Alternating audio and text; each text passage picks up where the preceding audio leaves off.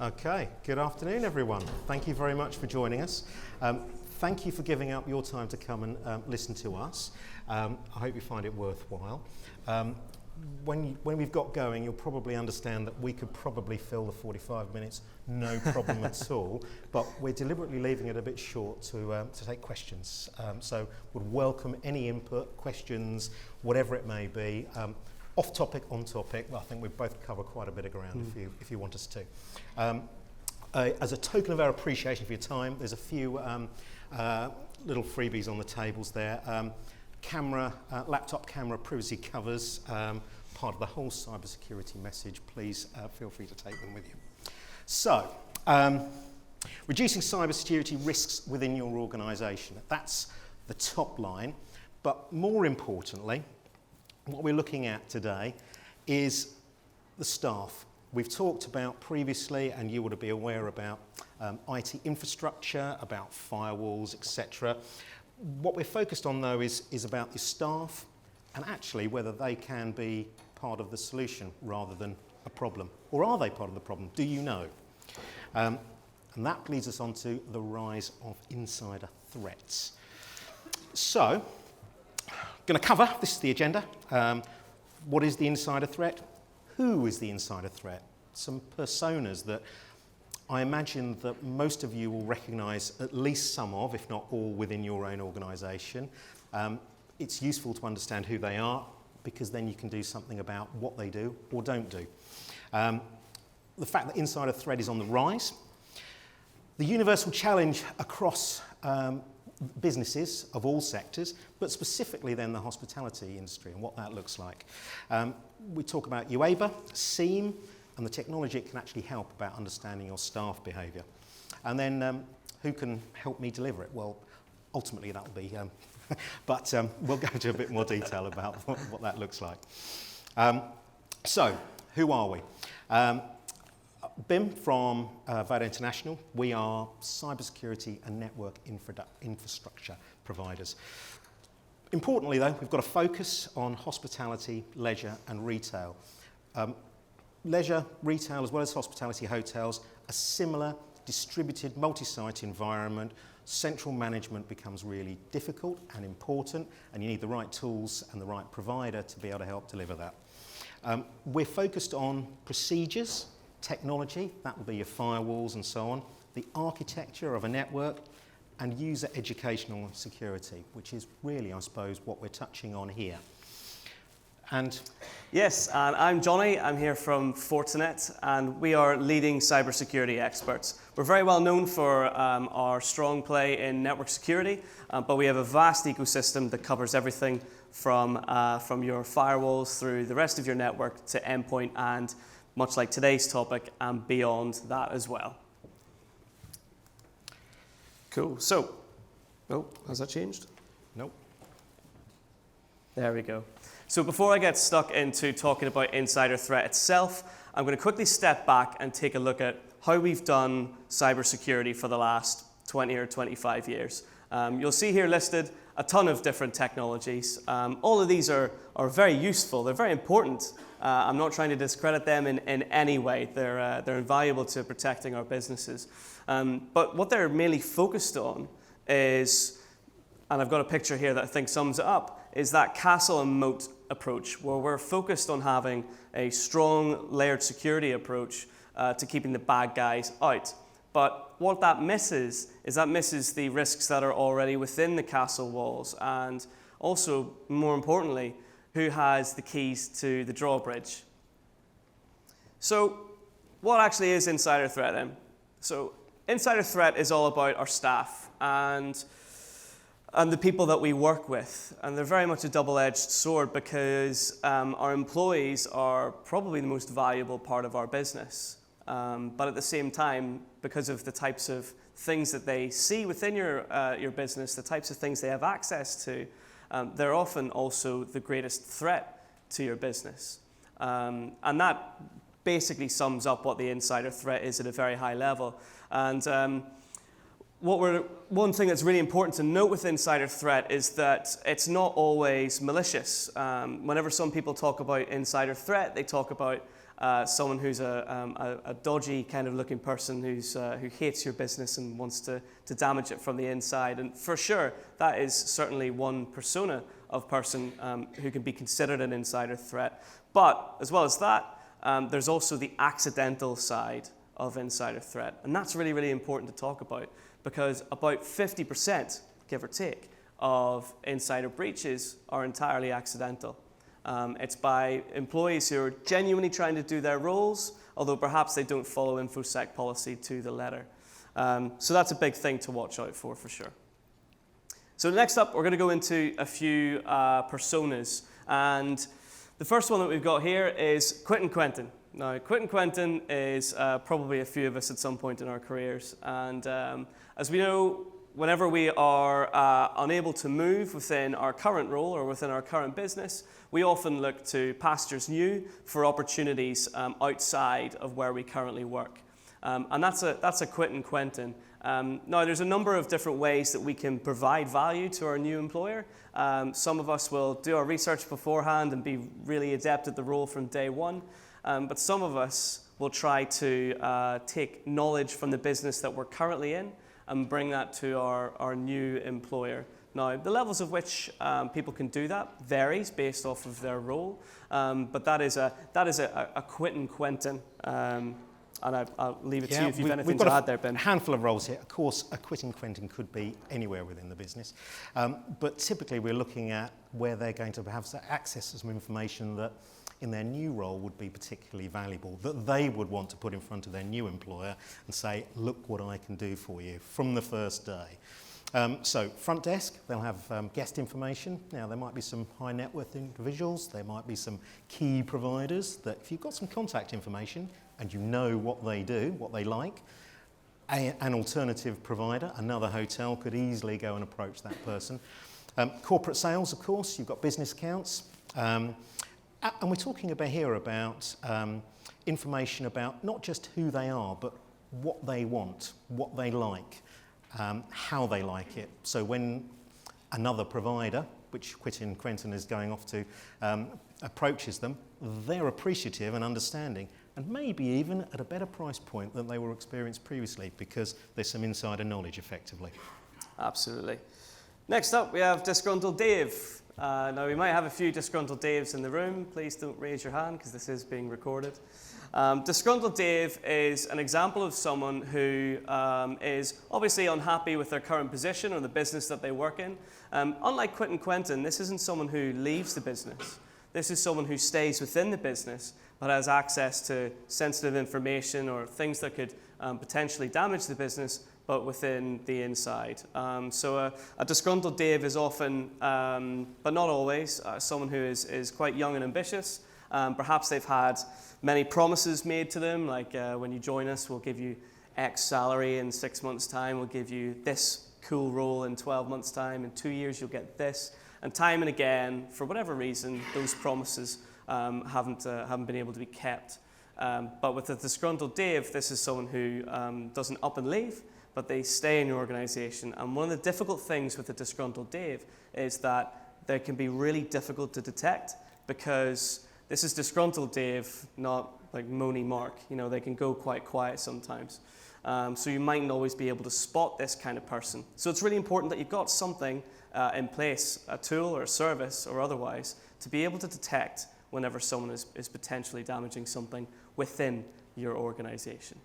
Put a handful of roles here, and we're really talking about data that could be sold effectively. This is someone who can do some damage to the business, but also look after themselves in the process, maybe line their own pockets. So we've got front desk, got restaurant bar, we've got credit card information, even if we're talking about air miles and loyalty programs, that information is valuable on the dark web. People would like to have that in of itself for reward points, for instance, but also to make longer-term fishing, spearfishing activities more relevant and more likely for someone to click on because they think it's genuine. For sure. Next up, we have Sandra the Spy. Now, Sandra the Spy is a little bit similar to our first persona of Quentin. This is someone who's leaving the business, but in a different way and from a different position. So Sandra the Spy is someone who sits near enough at the top of the organization. So we're talking VP level or someone at C level, that very high up position. And Sandra the Spy is someone who earns a lot of money, but also wants to also spends maybe a little bit beyond what they should. But it's someone who wants to be able to provide for their kids. This is something that a lot of us can relate to. For those of us who are trying to put money down on a house, but money's perpetually tight, that sort of thing. So Sandra the Spy is someone who has been made an offer that they can't refuse, without getting too cheesy, an offer that they can't refuse from a competing entity who has fewer morals, but a big enough bank account to be able to pinch that person. And this is a really risky one to any business, really, because someone at the top level is going to have access to a wide range of extremely sensitive documents. This is someone who does get access to all of your key information and probably has a higher access level than most people within your business. They also have, of course, knowledge, intimate knowledge of how the business works. So this is someone who is potentially being pinched by a competitor organization because of the value of the information that they have on your business. Put a note there about the likelihood of this appearing in a hospitality organisation. It genuinely would be in an IP-led organisation, a software development company, for instance, somewhere where there's some IP and some specific application or something like that. However, it completes the picture in terms of the four personas that we basically look across the board, and there will be some, unfortunately, times when this appears within a hospitality organisation. Sure. So the last one that I've got is Careless Caroline. Now, this is the most common one. We see a lot of Careless Carolines, and they come in all shapes and sizes. And Caroline, in this instance, is someone who is relied upon to deliver results. It's someone who works at 100 miles an hour with tons of responsibility and actively delivers a lot of value to the business. But it's not someone who is all clued up on InfoSec security. This is, now, InfoSec policies are, if you work in cybersecurity like myself, I'm, of course, very into my InfoSec policies. But most employees in an organization aren't. I do it because it's part of my role, part of my career. But for the rest of us, it's probably not. And it's a difficult one to counter because whenever any employee joins an organization, they're already hit with 12 online training modules, and yeah, they'll click their way through them and get their pass grades and things like that. It's not a simple case of just adding an extra couple of modules to that welcome training and going, that's fine. They know everything about InfoSec policy and will never make any mistakes. They'll never let someone tailgate them through a key-carded area of my building. That someone who will never leave a password on a sticky note is a particularly common one. So this is it's a difficult one to counter, and the reason that it's such a big threat is because it makes up 50% of insider breaches, roughly. So it's one that we have to address, it's one that we have to know exists, and this is where training is very important, but also so is monitoring. That is key. And a few roles there. Basically, we're talking about someone who's got access to information. They're not acting maliciously. They're not intending to. They're just so busy that actually leave my laptop unlocked for 10 minutes while I go away, come back. Seems like a good idea to basically save a bit of time when you come back rather than logging in. But in the meantime, they've got access to a significant amount of really important information that if somebody wants to, and therefore has the access to, because of her negligence, effectively, you can be compromised as a business. Absolutely, and social engineering, a big victim of that, and that's still very common as well. So insider threat itself, it's on the rise. And when I say it's on the rise, I mean it's on the rise within the hearts and minds of business owners. And we know this from our own conversations with them, as well as other research that we've done. And from our own research, 63% of companies that we speak to are thinking about insider threat now. I would gamble that when we look at this next year, that will go up again, and next year again still, because people should be talking about this, and I've got another slide that will tell you even more why. Of those companies, 57% are concerned about accidental data breaches, which they absolutely should, and 53% worry about it coming from someone who's intentionally trying to steal their data. And again, they absolutely should. And I also think that those figures will be bigger over the next couple of years as this, which, as I said this morning, is a hot topic. This is something that's being discussed more, and rightly so. So, insider threat itself is a universal challenge. It is something that everyone should be worried about. Whenever we look at, we've got a couple of examples of independent reports that have been done. So last year, the Verizon data breach investigations report suggested that 30% of data breaches came from the inside. And the Register pretty much backs that up almost the same amount, saying that company insiders are behind 1 in 3 breaches. Now, to put that in perspective, when we talk about cybersecurity, we very quickly get into a technical discussion. It's the nature of that industry. But if we lived in a cybersecurity utopia and we had the best layered security strategy that we could possibly come up with, which gave us a 100% detection rate and a 100% blocking rate on all these bad actors trying to get into our organization. Which is unlikely, but... Yeah, very much so, very much so.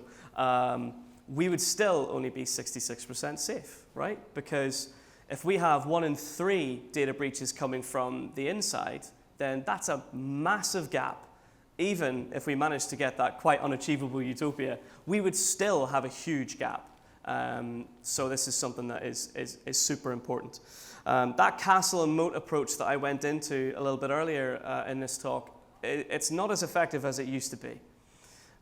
We get better at doing it every year. We get better layered security as time goes on. And sure, we've still got new technologies coming out that make those layered security strategies even better. However, the people who have the keys to the drawbridge, the people who are already within your organization, are still a massive, massive threat. And we've put a couple of examples on here, and these are appropriate because they've been in the news, and that's an important one. So whenever an insider breach occurs, particularly at any kind of well-known name, it gets on the news very, very quickly. And once you're on the news, that can very easily become your reputation for a long time. Let's look at TalkTalk. Let's look at BA, Trainline, Ticketmaster. I'm sure we all remember those because they were on the news, and it's not a brief little on the news for 5 minutes. They're in the news for weeks, because then there's the following investigations and so on and so forth, compensation claims. It becomes a part of your reputation very quickly. And we've got a few examples here. And I think my favorite one, because this is one that most people remember, is the one in the bottom right here, Morrison's. Now, it's a big name for sure. For those of you who don't remember the Morrison's data breach, it was a disgruntled Dave who was able to take 100,000 HR records and sell them on the dark web. And there was almost nothing in place to stop that person. And Morrison's cybersecurity spend, I'm sure, is very, very high. They've probably got a brilliant layered security strategy. Their castle and moat is probably looking pretty tight. But this disgruntled Dave was able to go in, and 100,000 HR records across the dark web is definitely something that nobody wants to see in the news with their business. So it's a particularly memorable one. But also, this happened in 2014. It's not even recent. But whenever I speak to people, it's still, of these examples and other examples, one of the most memorable ones. Because people go, oh yeah, that was bad. Yeah, it was. And it was also 5 years ago. So we've got a particular challenge in hospitality. So this is PwC's Hotel Outlook report, looking at 2018 to 2022. Basically, the stat is the hospitality industry has the second largest number of cybersecurity breaches after the retail sector, which we're also active in. So we're active a lot. There's several unique factors I've highlighted there, but there's two that I think are probably particularly relevant here. The number of staff and turnover rates of staff, and I know everybody tries to do what they can to keep that down, to reduce it, but inevitably, even just with seasonal staff, there will be lots of people coming and going with the business. And the second one is that staff at multiple levels will have access, day-to-day access to lots of information, including guest records.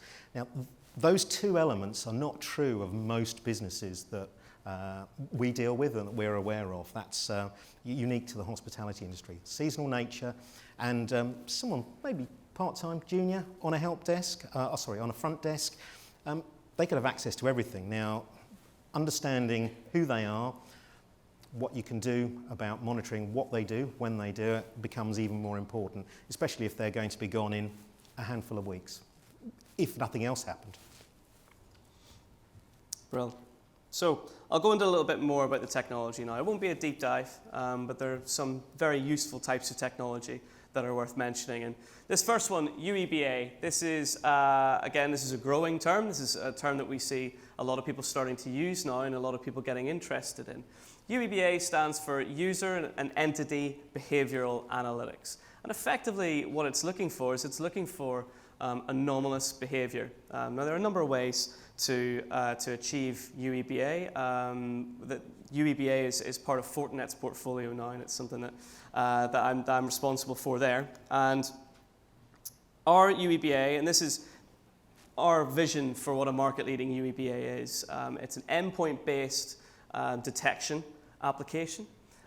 We use custom telemetry that is only capturing the telemetry that we need to be able to understand user behavior at a very large scale. So we can take a look at a lot of users at any one time and over a short period of time start to pick out what is anomalous behavior per user for each of those users. So we can see pretty quickly whenever they start operating in a different way than they normally do. We're very suitable for incident response. So because we are capturing so much data at almost instantly, we're able to respond very, very quickly to incidents, which is really, really important in this day and age where whenever something happens within our business, we need to report it to the ICO, for example. You need to be accountable for those things these days, and we're a great tool for that. And alerting. So and alerting is based off of things like policy, so for threats that we understand in our business, and then that proper UEBA piece, that machine learning piece of anomalous behavior. There are a number of different ways that you can achieve UEBA. So for instance, there is the network-based way of doing it. Now, that's not a bad way of doing it because most of your endpoints are going to be connected to the network and you can see what they're doing via their network traffic. But where that lets you down is if you have anyone, and this is, again, probably particularly valuable at very senior levels where you have people who have access to a lot of data, but also might be able to have it mobile. So if they're laptop-based and they're able to move about with it, then they're able to take those important commercial documents, all that really sensitive data, and they're able to take it out of your business. So you need to have a way of monitoring that. There's log-based way of doing it, which is fine. It's not a bad way of doing it, but logs give you a lot of information when what we're trying to do is we're trying to give you the critical information that you need very quickly, whereas logs weren't really designed to do that. And then there's the way that we do it, which is endpoint-based. So that's where we're able to look at every endpoint that every staff member is interacting with. I believe, yeah. So, the product we're talking about, which is what we're working with Fortinet on, is called Forti Insight. And those who don't know, every product that Fortinet have begins with Forti. So a Forti gate would be their firewall, etc., etc. Forti Insight gives you insight. These are some of the questions that we ask. We ask our clients, prospective clients, what are your thoughts are? How do you manage these? Are you aware of these things? So do you have any advanced threat hunting tools? So this is about being proactive rather than reactive, rather than waiting for something to happen and then going, we should have done something, or reacting and notifying the ICO and so on. This is about identifying something before it happens. Do you have visibility of who is accessing your company's sensitive data? So this is not just the devices. This is not just the network, this is the individuals. Are you actually tracking the individuals? Who is accessing that data? And is that appropriate? It might be that it's not, in which case you can change policies to stop them. But if you don't have visibility, you're not going to be able to have that conversation or take that action. Can you detect real-time malicious or accidental attacks on your data? So this is about data rather than network. So it's not accessing your network per se, this is accessing your data. And perhaps the bit that we will all want to know when we talk about that Morrison's incident, 100,000 HR records is not a few K of data. That has to go out of the business somewhere. So how do you detect if that data has left the business? And if you're able to detect that it is about to leave the business, can you actually close the door before it leaves the business? That would be ultimately the proactive way of managing this whole situation. And finally, exactly as Johnny was saying there, do you know what people are doing with your data whilst working remotely? Anybody who's got information on even if it's a corporate device, but is sitting at home, I think inevitably will feel they've got more freedom to do with that information what they would like. Now, whether that's appropriate or not, that's the feeling that they've probably got. So as a business, have you got visibility of what they're doing when they're doing it? Absolutely, and from our own experiences with our clients who use 40 Insight, we see that a lot of people do wait until they get either on a train or through Starbucks Wi-Fi or at home before they go, right, now is the time for me to do this. And so it's key. Visibility is just so important. So super high level look at our feature set for 40 Insight. As I mentioned, we're endpoint based, so regardless of where that endpoint goes, we're capturing everything that happens on it. And that's really, really important. We have a push-based architecture, so you can push it out very easy. We're a super, super easy application to deploy. We can deploy to thousands of endpoints within minutes. And it's something that a lot of our clients like.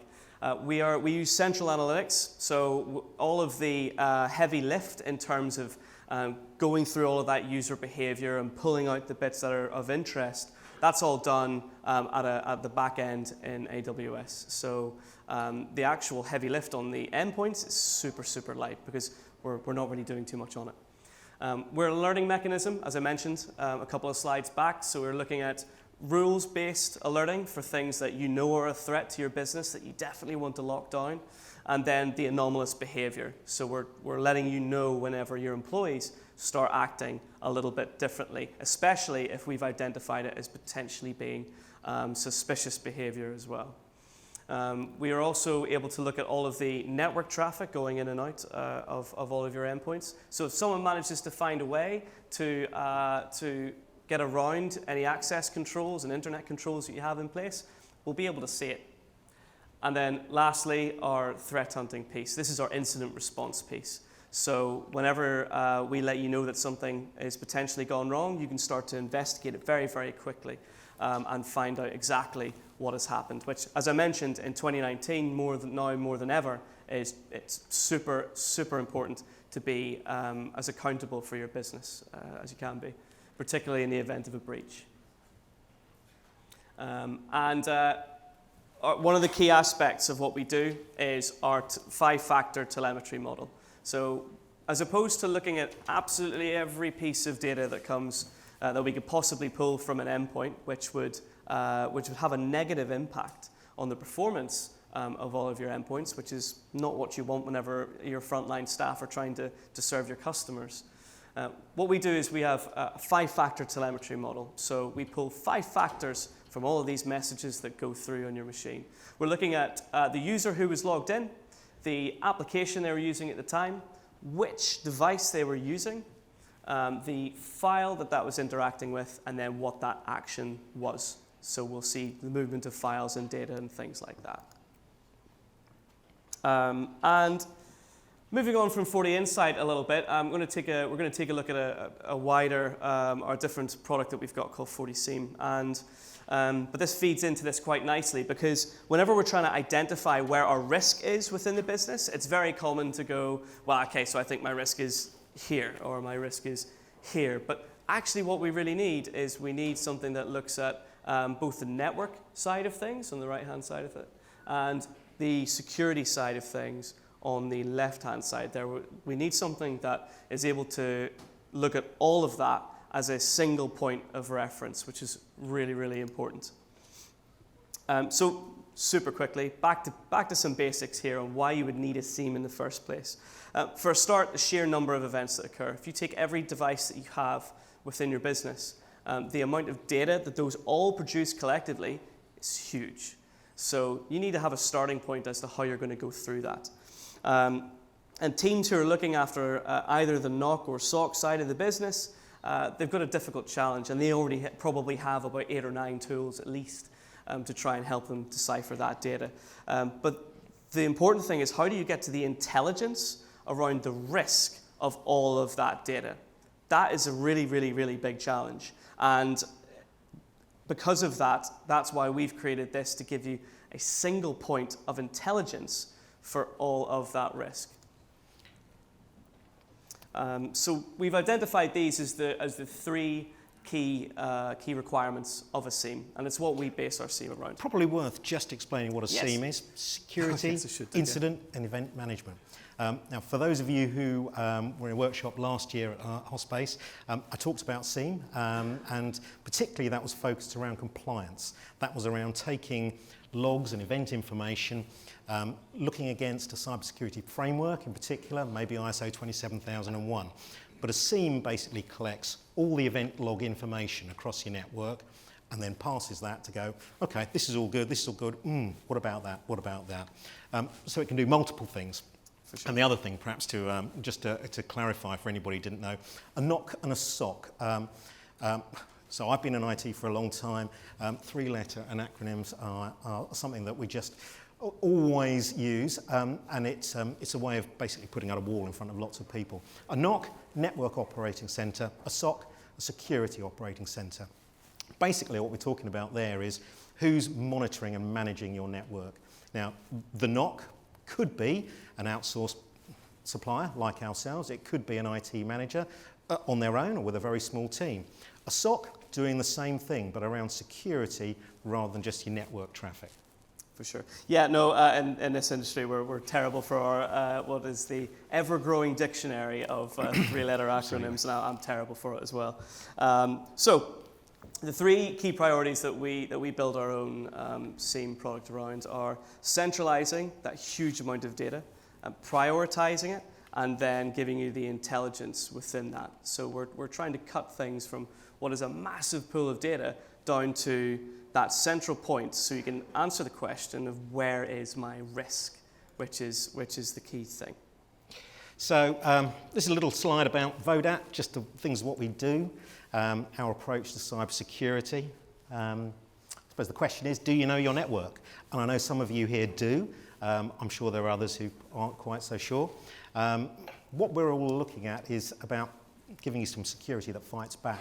So rather than just being passive, be proactive, go out and basically demonstrate to your business and to your customers that you are doing what you can to keep that business safe, to keep the customer's data safe. And we cover a number of things in there in terms of networks. SIEM as a service, everything's as a service these days, so we're a Fortinet managed security service provider, gold partner, so that gives us access to the right level of support from Fortinet as a vendor, but also means we've invested a lot in understanding that technology, how to deploy it and how to support it. And we work particularly with Fortinet because they've got multiple tools that combine together. So rather than having lots and lots of different, you could have a SIEM, you could potentially have a FortiInsight type product, but you end up with, as Johnny mentioned earlier, easily double figures and more tools that then you as a business, your IT team have got to manage, correlate the information for, all with a slightly different view, all with relevant information. What Fortinet do is pull that all together into a security fabric to enable you to report and manage it all in one place, which we find when we're talking to customers is what they'd like to do. It reduces the overhead significantly in terms of management. So, do we have any questions? Well, I'm sure we do. but questions that you'd like to articulate, and nothing too silly. If you think it's really basic, don't worry. It's probably not for most people either. Yes. One of the biggest threats I've seen in my organisation in the last year, 2 years, is the increasing sophistication of spear phishing attacks, which obviously, get beyond the moat and the castle walls, and we're into the careless Carolines. But you don't have to be a careless Caroline to fall for some of these. For sure. They're very sophisticated. If somebody did accidentally click on a malicious attachment, not realising they've been duped effectively, they're not the careless Caroline. Yeah. I've nearly been caught myself, and I'm not careless. Likewise, yeah. How would your systems cope with that situation and lock that down or detect it and prevent it escalating? Yeah, that's a great question. So anytime there's anything like phishing, or even if it's social engineering, given that we're sort of in that space there, one of the first things that we would see is a difference in behavior. Because people's behavior is easier to identify than they think it is. Even the people, so I would argue, every week in work is different for me. I've never had 2 Mondays the same. But the truth of my behavior is it's actually a little bit more monotonous than I give it credit for. So if somebody then had access to my login details and started poking around the systems that I have access to, our systems that monitor what I do would be able to highlight that very quickly. And so we would be able to respond to that very quickly, because as soon as I start going in this area and that area, and areas that I have access to but don't normally use, then we would start to see that. We'd also start to see any exfiltration methods that I wouldn't normally do. So things like emails and USB usage and that sort of thing.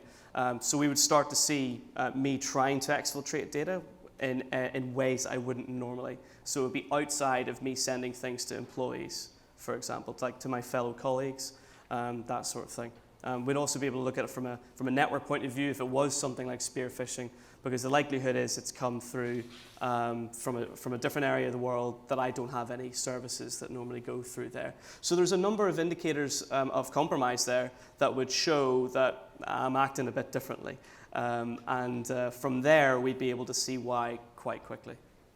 And it's worth noting, not just see, but if you've got the right tools in place that are all linked together, you can shut the door. And the way the world has worked now is a zero trust environment. So rather than trying to unpick what happened previously and go, if only we... actually stop it. It might mean that something that is legitimate is stopped in its tracks, and somebody has to go into IT and say, I'm trying to do so-and-so. Okay, well, we blocked that because that's not normal. We weren't expecting to. Yes, we'll unblock it. But in the meantime, you've stopped some of that data going out of the business, which once it's gone, it's gone. And that's the bottom line. You can do what you like afterwards and mitigate, but once it's gone, it's out there and it's being used for somebody. Yeah, worst case scenario is there's a false positive and it gets resolved in a couple of minutes. Absolutely. But you've saved what could have been a much bigger attack. Absolutely. Yes? What is social engineering? Is that where they take on persona? So social engineering is whenever someone is able to, I was going to say whenever someone's able to socially engineer something, but I realise that makes no sense. But so, for example, if I manage to convince BIM to briefly give me his password to something that is quite innocuous, it's not something that isn't very sensitive. You'd share with me that password, and then the first thing I would do is I would try and use that password in something that is very sensitive. So it's fine. I just need to borrow it just for that tool that doesn't have access to anything. And then you would trust me with that, and then I would go away, and then I would go, right, now I'm going to go for the juicy stuff, as one example. But generally, social engineering is just whenever someone's able to, through conversation normally, convince someone to offer up some sensitive details. It's why data breaches are actually so dangerous, because you might not think that the data in a breach is actually really important. It's some background information about what you're doing and where you're doing it. maybe your preferences for shopping or where you were staying, something like that. Yeah. But if someone's able to put that into an email, let's say, spear phishing in particular, that you then think, oh yeah, okay, I stayed there, oh, that's genuine. You're much more likely to click on that, install some malware or whatever it may be, because you're more likely to think it's legitimate. That information then becomes really, really valuable, and that in essence is taking information about you and your social behaviour and making it seem legitimate when it isn't actually. There's a really common one, actually, it's been going around for a while now, which is where you get a phone call and it goes, hi, it's your bank. For security reasons, can you just confirm your PIN code? You know, which seems an obvious one, but I think it's a good example of social engineering there. Anybody else? Okay. Thank you very much. We'll just leave with a final. If you're interested, if you're interested and concerned, several things you could do. What we do in terms of applications is look at a proof of concept. Nobody goes and jumps in and says, yes, BIM, thank you very much, we'll have that, sign it tomorrow. You want to have a look at it, you want to understand. So we deliver proof of concepts. You may feel that you're not sure about what your security profile is across the business. We can offer a threat assessment report. That's something that can be delivered in the space of a week. We basically look at some network traffic and come back with a report that will tell you what's going on in your network. You may feel that this is too much for you to manage yourself. All this information, who's going to handle it? Who's going to make decisions? We can offer a SOC, a Security Operations Centre. You may feel that you need somebody strategic within your business at a board level to start influencing strategy, to be able to sit down with the rest of the board and say, this is what you should be doing, this is best practice. But you may not feel as a business that you can justify a full-time head to do that. So CISO, Chief Information Security Officer, as a service. Now, I hasten to add, that's not provided directly by us. It's with a partner who's independent. So it's not us saying, oh, yeah, you want to go talk to BIM at Vodat because he's got all the tools for you. So it's an independent service from an independent security consultants. And then the final bit that you might think, yeah, we've got all this covered, but we've probably got some staff who aren't doing what they should be doing. And then you're into awareness training, cybersecurity awareness training, so we can also offer that. And it may be some or all of those that you think are relevant, and I or Johnny would welcome a conversation with anybody who would like to look at more. Well, that's it. Thank you very much.